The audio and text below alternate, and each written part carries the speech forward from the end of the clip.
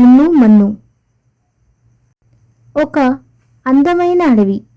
అది సూర్యోదయ సమయంలో నిమ్మల నది పక్కన ఒక చెట్టుపై మన్ను అనే ఒక కోతి చెట్టు మీదున్న పండ్లను నీటిలో పాడేస్తుంది. ఆ చెట్టు కింద ఒక సిగ్గుపడే జింక, దాని పేరు జున్ను, పండు నీటిలో ప్రవహించడం చూస్తుంది. అప్పుడు చెట్టు పైన ఉన్న మన్ను ఇలా అంటాడు,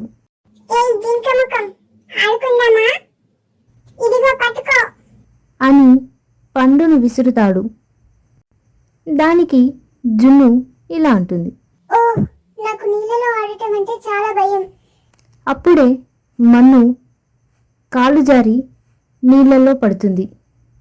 అప్పుడు జున్ను సహజంగా నీళ్ళల్లోకి దూకి తడిసిన కోతిని రక్షిస్తుంది. అప్పుడు జున్ను ఇలా అడుగుతుంది, అబ్బా, నువ్వెంత వేగంగా ఉన్నావు. దానికి మన్ను ఇలా అంటాడు. నువ్వు బాగున్నావా? తరువాత ఇద్దరు ఒకరి ముఖాలొకరు చూసుకొని గట్టిగా నవ్వుతారు. ఆ తరువాత నుండి మన్ను మరియు జున్ను మంచి మిత్రులుగా మారిపోతారు. మరియు మన్ను జున్నుకి కొమ్మలు ఎక్కడం నేర్పిస్తాడు. జున్ను మన్నుకు దాచిన పండ్ల తోటలు చూపిస్తుంది. ఇక అడవిలో ఉన్న ఇతర జంతువులు వీళ్ళ గురించి గుసగుసలాడుతారు. అప్పుడు టుకున్ అనే పంది ఇలా అంటుంది, కోతులు జింకలు కలిసి ఉండవు. అప్పుడు గాడిద ముక్కు ముడుచుకుంటూ ఇలా అంటుంది, ఆ జింక మట్టి పొరులకు చాలా ఫ్యాన్సీగా ఉంది. ఇదంతా వింటున్న జున్ను చెవులు వాల్చుకుంటుంది. మన్ను విమర్శకులకు నాలుక చూపిస్తుంది.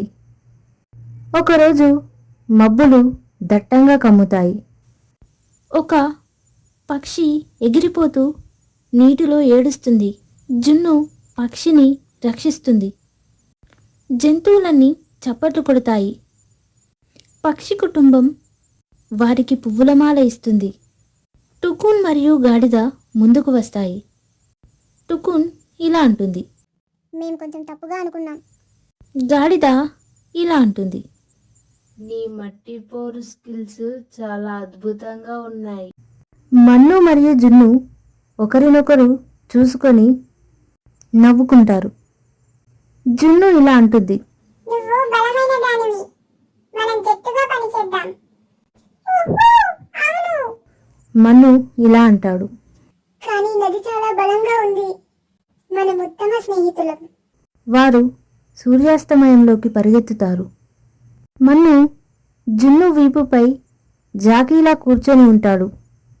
అలా అడవిలో ఆనందంగా తిరుగుతారు.